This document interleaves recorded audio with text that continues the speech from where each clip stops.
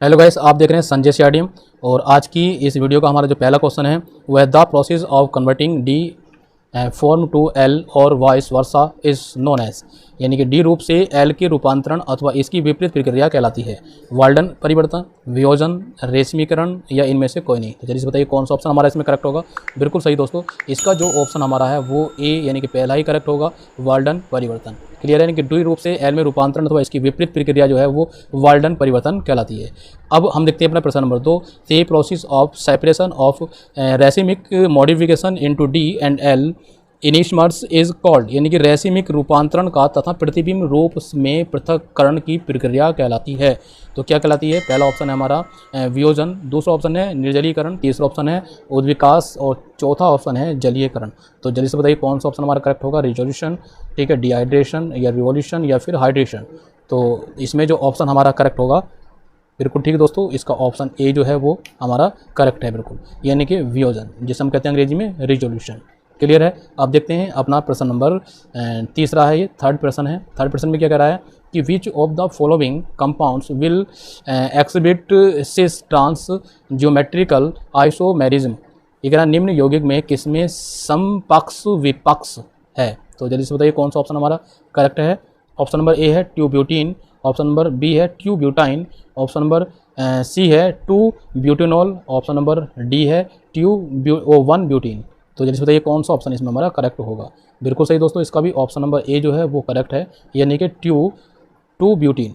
तो इसको हम डिटेल से समझ लेते हैं कि ज्योमेट्रिकल आइसोमेरिज्म हम किसे कहते हैं। ज्योमेट्रिकल आइसोमेरिज्म दोस्तों वे यौगिक जिनके आकाशीय व्यवस्था संरचना में अंतर होता है उन्हें हम ज्योमेट्रिकल आइसोमर्स कहते हैं, आइसोमर्स, ठीक है। और ये जो घटना है इस घटना को हम कहते हैं ज्योमेट्रिकल आइसोमेरिज्म।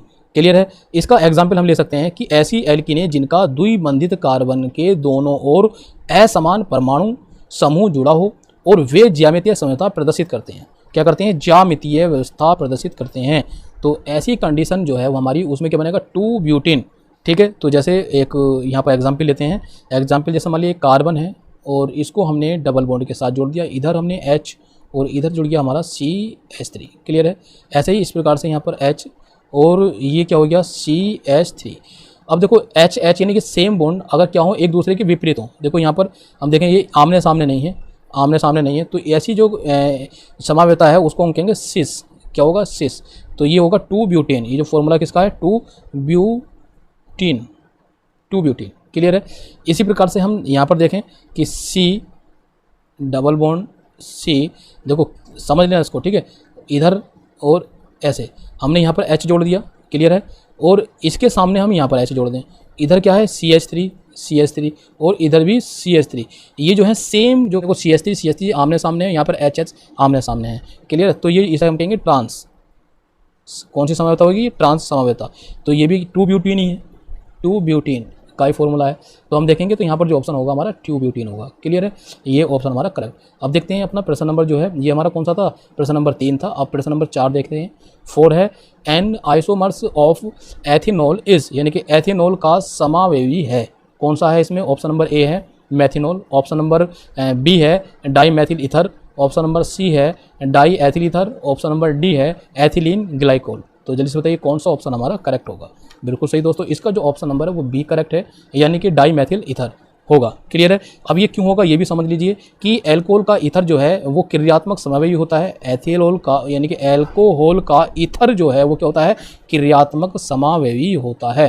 क्लियर है। अब देखो किस प्रकार से हम देखते हैं, यहाँ पर एक फॉर्मूला है हमारे पास, यानी कि एथिनॉल का फॉर्मूला होता है CH3CH2OH, ठीक है, CH3COH।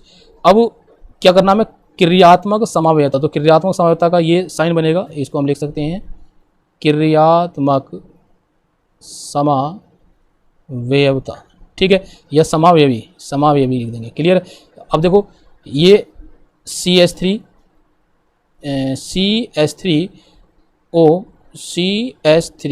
तो ये फॉर्मूला जो है वो किसका होता है? ये होता है डाई मैथिल ईथर का। किसका होता है? ये डाई मैथिल ईथर, ठीक है। क्या है फॉर्मूला डाई मैथिल ईथर का? CH3OCH3, ये है। क्लियर है। तो ऑप्शन हमारा कौन सा होगा? बी करेक्ट होगा। अब देखते हैं प्रश्न नंबर 5। प्रश्न नंबर 5 क्या है कि which of the following is not an electrophile, यानी कि निम्न में से कौन सा इलेक्ट्रोफिल नहीं है। तो कौन सा नहीं है इलेक्ट्रोफिल? पहला ऑप्शन है हमारा NH3, दूसरा ऑप्शन है BF3, तीसरा ऑप्शन है AlCl3 और चौथा ऑप्शन है हमारा Hg+2। तो कौन सा इसमें इलेक्ट्रोफिल नहीं है? तो जल्दी से बताइए दोस्तों। बिल्कुल सही, जो हमारा पहला है वो इलेक्ट्रोफिल नहीं है, यानी कि NH3 जो इलेक्ट्रोफिल नहीं है, BF3 इलेक्ट्रोफिल है, Hg+2 ये इलेक्ट्रोफिल है, AlCl3 भी इलेक्ट्रोफिल है। ये तीनों तो इलेक्ट्रोफिल हैं, ठीक है, लेकिन हमारा ये जो NH3 है इलेक्ट्रोफिल नहीं है।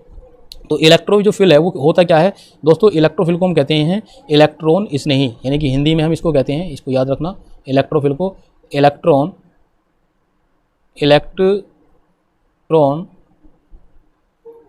स्नेही, इलेक्ट्रॉन स्नेही हम इसको कहते हैं। क्लियर है? तो ये इलेक्ट्रो स्नेही होता क्या है, किसे हम कहते हैं? ये कहते हैं कि वे स्पेसिस जो स्थायी रचना में इलेक्ट्रॉन युग्म को अपनी ओर आकर्षित कर लेते हैं, उन्हें इलेक्ट्रॉन स्नेही कहते हैं। यानी कि जो क्या करते हैं कि वे स्पेसिस जो स्थायी रचना बनाने में इलेक्ट्रॉन युग्म को अपनी ओर आकर्षित कर लेते हैं, उन्हें क्या कहते हैं? इलेक्ट्रॉन स्नेही कहते हैं, इलेक्ट्रॉन स्नेही कहते हैं। क्लियर है? अब बात करते हैं कि इसे हम किससे प्रदर्शित करते हैं? इसको करते हैं E+ से, E+ से हम इसको प्रदर्शित लिखते हैं। ठीक है, इलेक्ट्रॉन स्नेही दो प्रकार के होते हैं। एक तो होता है हमारा पहला जो प्रकार है फर्स्ट टाइप इलेक्ट्रॉन स्नेही का, होता है धनावेशी इलेक्ट्रॉन स्नेही। कौन सा? धनावेशी, यानी कि पॉजिटिव इलेक्ट्रॉन स्नेही, क्लियर है? और दूसरा जो प्रकार होता है इसका वो हमारा दूसरा होता है उदासीन इलेक्ट्रॉन स्नेही। कौन सा होता है दूसरा? उदासीन इलेक्ट्रॉन स्नेही। ये याद रखना आपको कि इलेक्ट्रॉन स्नेही दो प्रकार के होते हैं, एक पॉजिटिव इलेक्ट्रॉन स्नेही, दूसरा होता है उदासीन इलेक्ट्रॉन स्नेही। अब जो ये धनात्मक इलेक्ट्रॉन स्नेही होता है, इसमें अगर हम इसका एग्जाम्पल देखें तो देखो H+,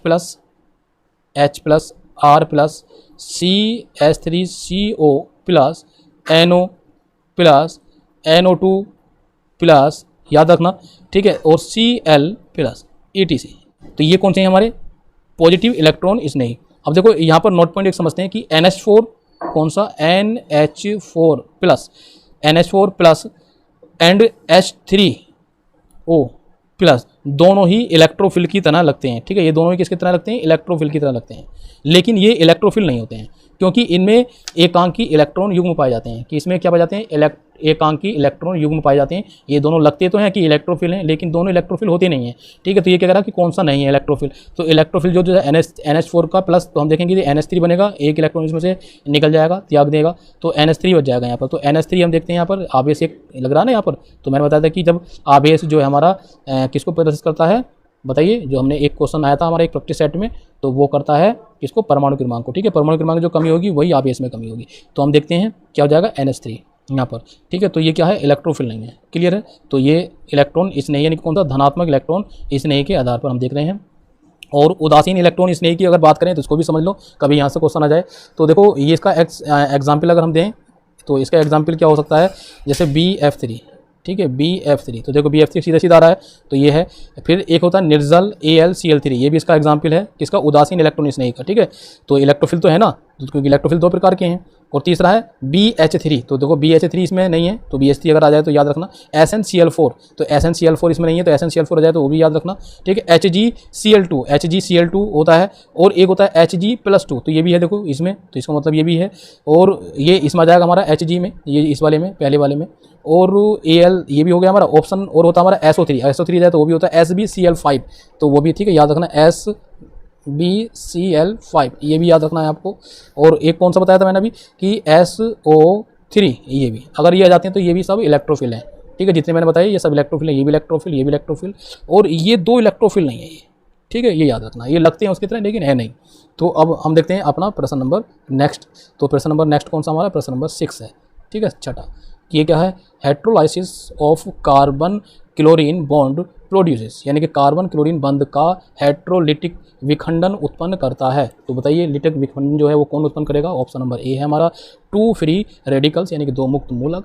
ऑप्शन नंबर बी है 2 कार्बोनियम आयन्स, यानी कि 2 कार्बोनियम आयन। और ऑप्शन नंबर सी है 2 कार्बोनियंस, यानी कि 2 कार्बन आयन। और ऑप्शन नंबर डी है 1 धनायन और 1 ऋण आयन। तो जल्दी से बताइए कौन सा ऑप्शन हमारा करेक्ट होगा?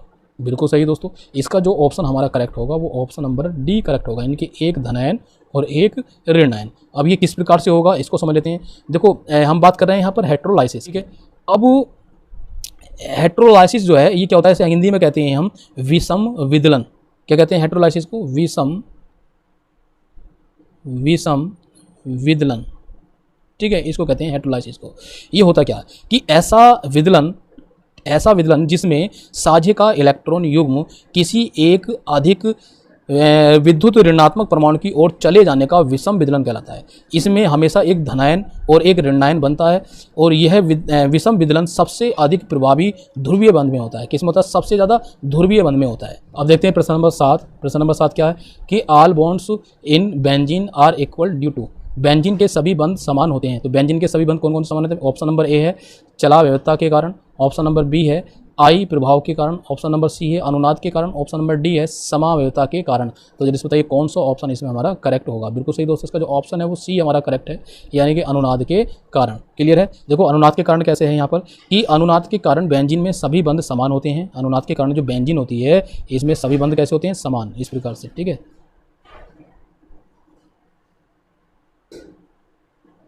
ये क्या बेंजीन है, सारे के सारे बॉन्ड कैसे हैं? समान हैं। तो क्योंकि संपूर्ण रिंग वलय में पाई ई समान जो है समान रूप से वितरित होते हैं। तो उदाहरण हम जैसे बता रहे हैं, उदाहरण की बात कर रहे हैं, तो ये स्ट्रक्चर हो गया, ठीक है। इसके बाद हम इसको इस प्रकार से बना सकते हैं, ये हमने बना दिया। अब इसको चेंज कर सकते हैं पोजीशन इसकी, ये इधर और ये यहाँ ऐसे, ठीक है। या फिर हम ऐसे भी लिख सकते हैं, इसको बना सकते हैं, ये कंडीशन क्लियर है ना। तो हम देखते हैं अनुनाद के कारण बेंजीन में सभी बंध जो होते हैं कैसे होते हैं? समान होते हैं, इक्वल होते हैं, या ये या फिर ये या फिर ये, इस प्रकार से 3 स्ट्रक्चर हमारे इसके बन सकते हैं। क्लियर है? तो इसलिए हमारा जो ऑप्शन है वो कौन सा? अनुनाद के कारण। अब देखते हैं अपना नेक्स्ट प्रश्न। तो अगला प्रश्न हमारा क्या है? प्रश्न नंबर 8 है। ये क्या? विच of the following does not show resonance, यानी कि निम्नलिखित में से कौन अनुनाद प्रदर्शित नहीं करता है। तो अनुनाद कौन सा प्रदर्शित नहीं करता है इसमें? जल्दी से बताइए। ऑप्शन नंबर ए हमारा benzene aniline, option number C है ethyl amine, option number D है टोलुइन। तो जो कौन सा ऑप्शन इसमें हमारा सही है? इसका ऑप्शन है हमारा सी, एकदम करेक्ट है, यानी कि एथिल एमीन। तो इसका जो ऑप्शन कौन सा बताया हमने? ये है सी ऑप्शन इसका करेक्ट है। तो एथिल एमीन, तो एथिल एमीन क्यों है? देखो किसी अणु में अनुनाद जो है वो तभी संभव होता है जब वह समतल अणु हो, ठीक है। तो समतल अणु हो तो, लेकिन एथिल एमीन जो है ये समतल अणु प्रदर्शित नहीं करता है, तो इसलिए ये अनुनाद प्रदर्शित नहीं करेगा। क्लियर है? अब देखते हैं अपना अगला प्रश्न। प्रश्न नंबर क्या है हमारा? 9 है। 9 प्रश्न क्या कह रहा है कि amongst the following strongest acid is, यानी कि निम्न में से प्रबलतम अम्ल है। कौन सा है निम्न में से प्रबलतम अम्ल? CH3COOH या ClCH2COOH या CH3CH2COOH या Cl3CCOOH, कौन सा है? जल्दी से बताइए कौन सा ऑप्शन इसमें करेक्ट होगा। बिल्कुल सही दोस्तों, ये ऑप्शन नंबर डी जो है ये हमारा एकदम करेक्ट होगा, यानी कि Cl3CCOOH, ठीक है। ये क्या होगा? सबसे ज़्यादा प्रबलतम अम्ल होगा, सबसे ज़्यादा प्रबलतम अम्ल। क्लियर है? अब देखते हैं अपना अगला प्रश्न। नेक्स्ट प्रश्न क्या है? अगला प्रश्न नंबर 10 है। 10 क्या कह रहा है कि IUPAC name of CH3COOC2H5 will be, यानी कि CH3COOC2H5 का जो है IUPAC नाम क्या होगा, ठीक है। तो IUPAC नाम क्या होगा? पहला ऑप्शन है एथिल एसीटेट, दूसरा ऑप्शन है एथिल एथेनॉइड, तीसरा ऑप्शन है हमारा मेथिल प्रोपेनेट, और चौथा ऑप्शन है इनमें से कोई नहीं कि नन ऑफ दिस। तो कौन सा ऑप्शन हमारा इसमें करेक्ट है? जल्दी से बताइए। IUPAC नाम हमें बताना है इसका। बिल्कुल सही दोस्तों, इसका जो ऑप्शन है वो हमारा बी करेक्ट है, यानी कि एथिल एथेनॉइड। जो CH3COOC2H5 का जो ऑप्शन हमारा सही है कौन सा? एथिल एथेनॉइड हमारा सही है, ठीक है। अब अगला प्रश्न देख लेते हैं। प्रश्न नंबर 11, ये क्या कह रहा कि which alkene would have only the primary and tertiary carbon. तो जल्दी बताइए कौन सा ऑप्शन इसमें सही होगा हमारा, यानी कि किसी एल्कीन में केवल प्राथमिक तथा तृतीयक कार्बन होगा। तो ऑप्शन नंबर ए है पेंटेन, ऑप्शन नंबर बी है 2 methyl butane, option number C है 2 dimethyl propane, option number D है 2 डाईमेथिल ब्यूटेन। तो कौन सा ऑप्शन इसमें हमारा करेक्ट होगा बताइए दोस्तों। बिल्कुल सही दोस्तों, इसमें जो हमारा ऑप्शन है वो डी करेक्ट होगा, यानी कि डी 2 डाईमेथिल ब्यूटेन। अब देखो इसको थोड़ा सा हम यहाँ पर समझ लेते हैं कैसे होगा। जो प्राथमिक कार्बन है, सबसे हम बात कर रहे हैं फर्स्ट कार्बन की, ठीक है। फर्स्ट कार्बन, ये क्या है? प्राथमिक कार्बन। वह कार्बन जिससे केवल एक कार्बन जुड़ा हो, तो फर्स्ट कार्बन किसे कह रहे हैं, जिससे केवल एक कार्बन जुड़ा, उसे हम फर्स्ट कार्बन कहते हैं, इनकी प्राथमिक कार्बन कहते हैं। द्वितीय कार्बन किसे कहते हैं, सेकेंडरी कार्बन यानी कि 2 कार्बन। तो ये कहते हैं हम कि वह कार्बन जिसमें 2 कार्बन परमाणु जुड़े हों तो सेकेंडरी कार्बन कहते हैं, ठीक है। और तृतीय कार्बन किसे कह रहे हैं हम, ये वह कार्बन जिसमें 3 परमाणु यानी कि 3 कार्बन परमाणु जुड़े हों। और ऐसे ही इसी प्रकार से हम चतुर्थ को देख सकते हैं, चतुर्थ कार्बन यानी कि इसमें 4 कार्बन परमाणु जुड़े हों, ठीक है नहीं, तो इसका मतलब चतुर्थ कार्बन परमाणु कहेंगे। तो इसी प्रकार से 2,3 डाईमेथिल ब्यूटेन जो है वो होगा हमारा, ठीक है, यानी कि 2,3 डाईमेथिल ब्यूटेन। अब किसकी बात कर रहे हैं हम, एल्केन की बात कर रहे हैं ना। तो एल्केन में तो एल्केन का अगर हम फॉर्मूला देखें तो होता है H3C CH और CH3, ठीक है। यहाँ पर एक CH3 और यहाँ पर एक CH3। तो इसमें जो है हमारा हम देखते हैं कि कार्बन, देखो ये वाला 1 कार्बन परमाणु है, यहाँ पर 1 कार्बन परमाणु, यहाँ पर हम देख रहे हैं ये 3 कार्बन परमाणु है, ठीक है। कौन सा, 3 कार्बन परमाणु, क्योंकि 3 कार्बन जुड़े हैं, इससे तो एक ही जुड़ा है, लेकिन यहाँ से 3 जुड़े हैं, एक ये है, एक ये जुड़ा है और एक ये, तो 3 कार्बन परमाणु हो गया हमारा ये। इसी प्रकार से ये क्या हो गया, 3 कार्बन परमाणु हो गया ये भी, और ये 1 कार्बन परमाणु है, ठीक है, एक। और यहाँ पर अगर नीचे बात करें तो नीचे वाला भी 1 कार्बन परमाणु है और नीचे वाला भी एक ये कार्बन परमाणु है, ठीक है, ये हो गए। तो इसी के आधार पर हमने यहाँ पर समझाया कि कह रहा है कि केवल प्राथमिक और तृतीयक कार्बन होगा, ये कह रहा है तृतीयक कार्बन, प्राथमिक और तृतीयक कार्बन ये वाला होगा, प्राथमिक और तृतीयक। देखो प्राथमिक है और तृतीयक है, केवल इसमें देखो एक परमाणु जुड़े हुए हैं और एक तीसरा है, यानी कि ये हम देखेंगे कि प्राथमिक और तृतीयक कार्बन परमाणु हमारा ये एल्केन जो होगा वो होगा डाईमेथिल ब्यूटेन, 2,3 डाईमेथिल ब्यूटेन। तो 2,3 डाईमेथिल ब्यूटेन का ये फॉर्मूला है, क्लियर है, इसको हमने समझ लिया। अब देखते हैं अपना प्रश्न नंबर 12। तो प्रश्न नंबर जो 12 है वो क्या कह रहा है, ये कह रहा है कि organic compound are very large in number, this is due to, यानी कि कार्बनिक यौगिक बहुत बड़ी संख्या में होते हैं, इसका कारण है, क्या कारण है इसका। पहला ऑप्शन है स्मॉल साइज ऑफ कार्बन, दूसरा ऑप्शन है वैलेंसी ऑफ कार्बन, तीसरा ऑप्शन है special catenation property of carbon, और डी ऑप्शन है ऑल ऑफ द दीज, यानी कि सभी, उपरोक्त सभी। तो कौन सा ऑप्शन हमारा इसमें करेक्ट होगा, जल्दी से बताइए। बिल्कुल सही दोस्तों, इसका जो ऑप्शन नंबर है वो हमारा सी करेक्ट होगा, यानी कि सी वाला, कार्बन का विशेष श्रृंखलन गुण, ठीक है। तो इसको मैं समझा देता हूँ। देखो आवर्त सारणी में अगर हम बात करें, आवर्त सारणी में जो हाइड्रोजन होता है उसके बाद दूसरा सबसे अधिक यौगिक बनाने वाला तत्व जो है वो कार्बन होता है। क्या होता है, आवर्त सारणी में हाइड्रोजन के बाद में सबसे ज़्यादा अधिक यौगिक बनाने वाला जो तत्व होता है वो क्या होता है, कार्बन होता है, ठीक है। यह जो आवर्त सारणी के कौन से समूह में रखा गया है, ये रखा गया है 4th A में, ठीक है, 4th A समूह में इसको रखा गया है, ठीक है। इसलिए इस समूह के तत्वों को कार्बन परिवार भी कहते हैं, जिसमें ये कार्बन रखा गया है उसको क्या कहेंगे, कार्बन परिवार के तत्व, जो भी 4th A के समूह के हैं।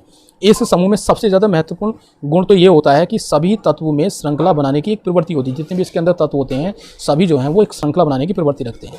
यह गुण से ऊपर नीचे जाने पर कम हो जाता है, यानी कि जब ये इसमें गुण ये होता है कि जब ये ऊपर से नीचे की ओर जाता है, कहाँ से, ऊपर से नीचे की ओर आता है, तो नीचे की ओर आने पर कम होने लगता है, क्या होने, कम होने लगता है। यह गुण कार्बन में सबसे अधिक होता है, इसे कार्बन का विशेष श्रृंखलन गुण कहते हैं। क्या कहते हैं इसको, कार्बन का विशेष श्रृंखलन गुण, इसलिए इसका ऑप्शन जो है हमारा वो सी करेक्ट होगा, क्लियर है।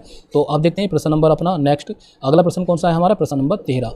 तो 13 नंबर है कैल्शियम इज ऑब्टेन्ड बाई, यानी कि कैल्शियम प्राप्त होता है, तो किसके द्वारा कैल्शियम प्राप्त होता है, गलित CaCl2 के विद्युत अपघटन से, बी ऑप्शन है CaCl2 के जलीय विलयन के विद्युत अपघटन से, और सी ऑप्शन है कार्बन के साथ CaCl2 के अपचयन से, ऑप्शन नंबर डी है चूना पत्थर के भजन से। तो जल्दी से बताइए कौन सा ऑप्शन इसमें हमारा करेक्ट होगा। बिल्कुल सही दोस्तों, इसका जो ऑप्शन है वो हमारा ए करेक्ट है, यानी कि गलित CaCl2 के विद्युत अपघटन से जो है वो कैल्शियम हमें प्राप्त होता है, ठीक है। तो गलित का मतलब है कि मेल्टेन यानी कि CaCl2 के विद्युत अपघटन से Ca धातु को प्राप्त किया जाता है, ये प्राप्त होता है। जलीय CaCl2 के विद्युत अपघटन द्वारा Ca धातु प्राप्त नहीं होती है, क्योंकि जल का अपघटन विभव जो है वो क्लोरीन से कम होता है, जिसके कारण क्लोरीन का ऑक्सीकरण न होकर जो OH होता है आयन वो जल का होता है और Ca धातु प्राप्त नगण्य होने लगती है, ठीक है। तो इसलिए हम यहाँ पर देखते हैं कि जो गलित CaCl2 है उसके विद्युत अपघटन से हमें कैल्शियम प्राप्त हो जाता है, कैल्शियम मतलब Ca, ठीक है, ये हमें प्राप्त हो जाता है, क्लियर है। आई होप ये ऑप्शन आपके समझ में आ गए होंगे। अब देखते हैं अपना प्रश्न नंबर 14। तो प्रश्न नंबर जो 14 है वो क्या है, ये कह रहा है haloform reaction is given by compounds having the group, यानी कि हेलोफॉर्म अभिक्रिया जिस समूह के यौगिकों द्वारा दी जाती है वह है, कौन सी यो है, ऑप्शन नंबर ए है देखो CH3 डबल बॉन्ड के साथ O जुड़ा हुआ है, इधर सिंग ये खाली है, ठीक है, ये वाला इधर कुछ नहीं है। ऑप्शन नंबर बी है हमारा ये OH CH3। ऑप्शन नंबर सी कह रहा है कि बोथ यानी कि दोनों, ये भी और ये भी। ऑप्शन नंबर डी है इनमें से कोई नहीं। तो कौन सा हमारा इसमें ऑप्शन करेक्ट होगा, जल्दी से बताइए। बिल्कुल सही दोस्तों, इसका जो ऑप्शन है वो ए हमारा करेक्ट होगा, ठीक है। ये यानी कि हेलोफॉर्म अभिक्रिया जिस समूह के यौगिक द्वारा दी जाती है वह कौन सा है, तो ये समूह है हमारा, ठीक है। इस समूह के द्वारा हेलोफॉर्म अभिक्रिया दी जाती है। क्लियर है। तो ये हम समझ भी सकते हैं कि यहाँ पर कार्बोनिल यौगिक है, ये कौन सा कार्बोनिल यौगिक। यहाँ पर आर अगर हम लिख दें तो ये कार्बोनिल यौगिक बन जाता है। अगर हम हेलोफॉर्म रिएक्शन कराएंगे वो किसके साथ, H2OH ऋण आयन के साथ, ठीक है। इस बेस के साथ अगर हम इसकी रिएक्शन कराएंगे तो हमें हेलोफॉर्म प्राप्त हो जाएगा। हेलोफॉर्म क्या प्राप्त होगा हमें, वो होगा CHX3, ये हमें हेलोफॉर्म प्राप्त हो जाएगा। और यहाँ पर एक धातु लवण भी प्राप्त हो जाता है हमें, ठीक है। इस कंडीशन में एक धातु लवण भी हमें प्राप्त हो जाएगा। और धातु लवण क्या होगा हमारा, वो होगा RCO ऋण आयन, ठीक है। और ये डबल बॉन्ड के साथ यहाँ पर जुड़ा होगा, इसको हम कहेंगे धातु लवण, ये होगा धातु लवण हमें प्राप्त हो जाएगा, ठीक है यहाँ पर। और इसे कहेंगे हेलोफॉर्म। क्लियर है ना, हेलोफॉर्म, ठीक। ये हेलोफॉर्म प्राप्त हो जाएगा। ये रिएक्शन हमारी इस प्रकार की बन जाएगी। तो कौन सा ऑप्शन सही है इसका, ए ऑप्शन इसका करेक्ट है। अब देखते हैं अपना अगला प्रश्न। तो प्रश्न नंबर कौन सा है हमारा 15। तो 15 नंबर क्या है, ये कह रहा है कि aldehyde and ketones can be reducted to corresponding alkane by, यानी कि एल्डिहाइड तथा कीटोन अनुरूप एल्केनों में अपचयित किए जा सकते हैं। तो किसमें अपचयित कर सकते हैं, ऑप्शन नंबर ए है क्लीमेंसेंस अपचयन के द्वारा, ऑप्शन नंबर बी है वुल्फ किस्नर अपचयन के द्वारा, ऑप्शन नंबर सी है दोनों के द्वारा, ऑप्शन नंबर डी है इनमें से किसी के द्वारा नहीं है, यानी कि कोई सा भी नहीं इसमें, ठीक है, नन ऑफ दिस। तो जल्दी से बताइए कौन सा ऑप्शन हमारा इसमें करेक्ट होगा। इसका जो ऑप्शन हमारा कौन सा होगा, वो सी करेक्ट होगा, ए और बी दोनों के द्वारा, यानी कि क्लीमेंसन अपचयन के द्वारा और वुल्फ किस्नर अपचयन के द्वारा। अब देखो दोनों के द्वारा हम देखते हैं। सबसे पहले हम देखते हैं वुल्फ किस्नर अपचयन।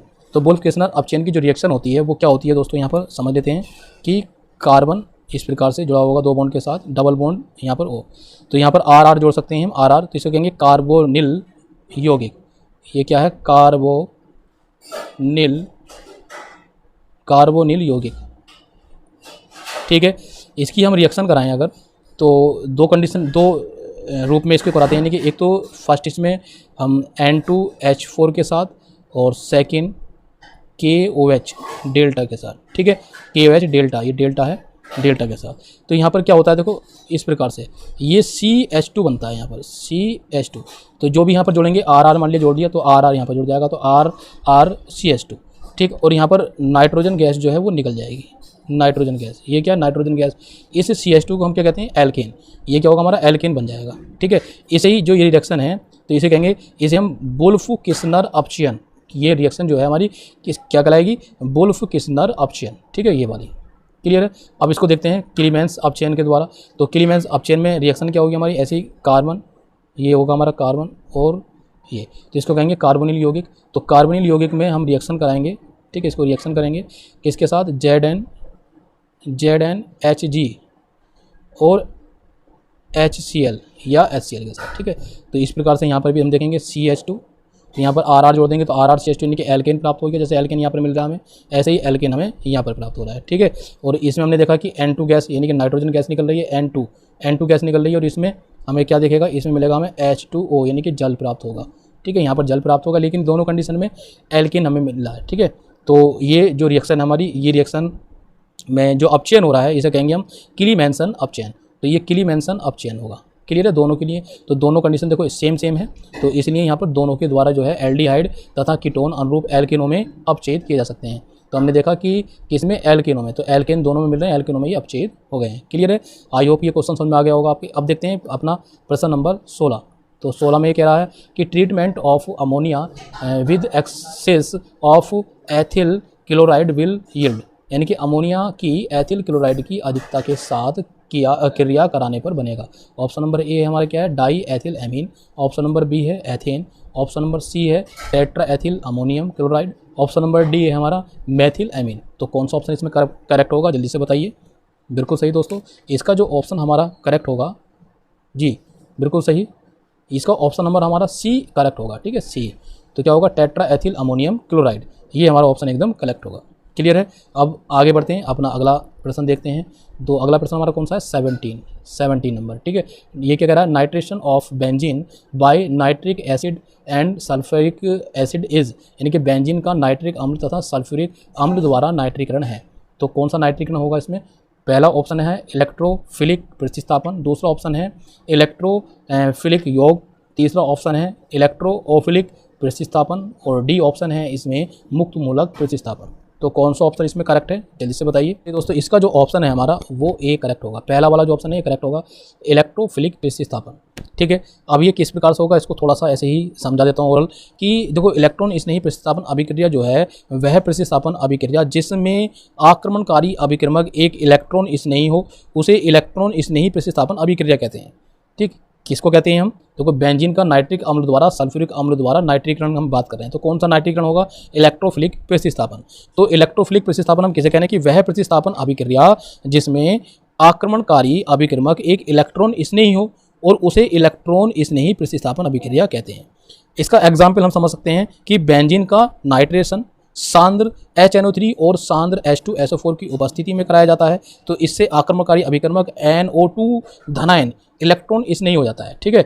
तो इलेक्ट्रॉन स्नेही हो रहा है, तो इसका मतलब बेंजीन का जो नाइट्रीकरण हम कर रहे हैं, नाइट्रिक अम्ल यानी कि HNO3 और सल्फ्यूरिक अम्ल H2SO4 के साथ जब हम रिएक्शन कराएंगे तो हम देख रहे हैं यहाँ पर नाइट्रीकरण हो गया। नाइट्रीकरण का मतलब कि NO2 प्लस ये, ठीक है, ये जो है कि स्नेही के रूप में उसमें हमें प्राप्त होगा। तो ये किसके साथ जुड़ जाएगा, बेंजीन के साथ जुड़ जाएगा। तो हमारे पास जो है रिएक्शन हमारी जो बन जाएगी वो ये बन जाएगी इस प्रकार से कुछ, ठीक है। ये बेंजीन है और बेंजीन की जो रिएक्शन हम किसके साथ कर रहे हैं, HNO3 और H2SO4, यानी कि HNO3 और किसके साथ कर रहे हैं, H2SO4 प्लस H2SO4 के साथ। तो हमारे पास जो इस प्रकार से हमें बेंजीन का फॉर्मूला ऐसे मिल जाएगा, तो यहाँ पर क्या हो जाएगा, NO2, ठीक है, NO2 और प्लस क्या निकलेगा, H2SO4 और प्लस H2O, ठीक है। ये दोनों जो है HNO3 और H2SO4 ये सांद्र हैं यहाँ पर, और हमें ये इस रूप में प्राप्त हो जाएगा। तो नाइट्रीकरण हो गया यहाँ पर, तो नाइट्रोफिलिक प्रतिस्थापन यहाँ से ये हो जाएगा NO2 प्लस धनायन, ये धनायन के रूप में हमें इसे कहेंगे हम इलेक्ट्रॉन स्नेही। क्या होगा, ये इलेक्ट्रॉन स्नेही होगा, क्लियर है। तो आई होप ये क्वेश्चन आपके समझ में आ गया होगा। अब देखते हैं प्रश्न नंबर 18। प्रश्न नंबर 18 क्या, विच of the following is not formed by the ozonolysis of zero xylene. तो इसका मतलब क्या है कि निम्न में से कौन सा जीरो जाइलिन के ओजोनीकरण द्वारा नहीं बनता है। तो जीरो जाइलिन के ओजोनीकरण द्वारा कौन सा नहीं बनता है इसमें, ऑप्शन नंबर ए है ग्लाइऑक्सल, ऑप्शन नंबर बी है एथिल ग्लाइऑक्सल, ऑप्शन नंबर सी है डाईमेथिल ग्लाइऑक्सल, ऑप्शन नंबर डी है मेथिल ग्लाइऑक्सल। तो जल्दी से बताइए कौन सा ऑप्शन इसमें हमारा करेक्ट होगा। तो कौन सा नहीं बनता है इसमें, तो इसका जो ऑप्शन है वो हमारा बी करेक्ट होगा। कौन सा होगा, बी, ठीक है, एथिल ग्लाइऑक्सल। अब एथिल ग्लाइऑक्सल ये किस प्रकार से बन रहा है, एक रिएक्शन है, काफ़ी बड़ी रिएक्शन है, ठीक है, उसको आपने पढ़ा होगा। तो यहाँ पर हम जो जीरो जाइलिन से एथिल ग्लाइऑक्सल नहीं प्राप्त कर सकते हैं, ठीक है, ये हमारा प्राप्त नहीं होता है। अब अपना अगला प्रश्न देखते हैं, प्रश्न नंबर 19। ये कह रहा है when propyne is treated with diluted H2SO4 in presence of HgSO4 the major product will be, यानी कि जब प्रोपाइन की HgSO4 की उपस्थिति में तनु H2SO4 से क्रिया कराई जाती है तो बनने वाला प्रमुख उत्पाद होता है। तो कौन सा होगा प्रमुख उत्पाद, ऑप्शन नंबर ए है प्रोपेनल, ऑप्शन नंबर बी है propyl hydrogen sulphate, option number C है एसीटोन, ऑप्शन नंबर डी है प्रोपेनॉल। तो जल्दी से बताइए कौन सा ऑप्शन इसमें हमारा करेक्ट होगा। बिल्कुल सही दोस्तों, इसका जो ऑप्शन हमारा है वो सी करेक्ट है, यानी कि एसीटोन। कौन सा ऑप्शन हमारा, एसीटोन। अब देखो एसीटोन किस प्रकार से मिलता है हमें, इसको हम थोड़ा समझ लेते हैं कि एल्काइल एमीन HgSO4 या H2SO4 की उपस्थिति में हमेशा कीटोन बनाता है। क्या बनाता है, इसकी उपस्थिति में हमेशा कीटोन ही बनाता है, ठीक है, तो ये याद रखना आप। तो यहाँ पर हम एक रिएक्शन ये समझ सकते हैं कि CH3C डबल और ट्रिपल बॉन्ड के साथ यहाँ पर CH जोड़ दें, ठीक, इसकी रिएक्शन कराएं। ये क्या बन गया, ये उत्पाद, ये जो यौगिक है इसे कहेंगे प्रोपाइन। क्या है ये, प्रोपाइन, ठीक है, प्रोपाइन, ठीक है, प्रोपाइन की हम बात कर रहे हैं। इसकी हम किसके साथ रिएक्शन कर रहे हैं, HgSO4 की उपस्थिति में तनु H2O4 के साथ करेंगे, ठीक है। तो किसके साथ कर रहे हैं, Hg+2 और H धनायन के साथ, ठीक। तो यहाँ पर देखेंगे CH3 का होल टू वाइज और C डबल बॉन्ड O। ठीक है, ये क्या है, इसको कहेंगे हम एसीटोन। तो हमें ये एसीटोन प्राप्त हो जाएगा, एसीटोन। क्लियर है, तो ये इस इक्वेशन से हम समझ सकते हैं कि क्या बनेगा, एसीटोन बनेगा। ठीक है, तो आई होप ये क्वेश्चन आपके समझ में आ गए होंगे। तो दोस्तों आज की वीडियो में सिर्फ इतना ही, और बाकी क्वेश्चन जो अपनी नेक्स्ट वीडियो में प्रैक्टिस सेट हम समझाएंगे। तो दोस्तों ये प्रैक्टिस सेट आपको समझ आ रहे होंगे, बहुत ही इंपॉर्टेंट है। और अगर आपको वीडियो पसंद आई तो वीडियो को लाइक कर देना और इसको ज़्यादा से ज़्यादा शेयर करना, जिससे सबको फ़ायदा मिले और आपके दोस्तों को भी इसका लाभ मिल सके। और यदि अभी तक आपने हमारे चैनल को सब्सक्राइब नहीं किया तो चैनल को सब्सक्राइब कर दें, और सब्सक्राइब के पास में जो बेल आइकन दिया है उसको भी प्रेस कर दें, जिससे कि हमारी जितनी वीडियो बनेंगे उनका नोटिफिकेशन आपके पास तक पहुँच जाए। तो आइए मिलते हैं अपनी नेक्स्ट वीडियो में, तब तक के लिए गुड बाय।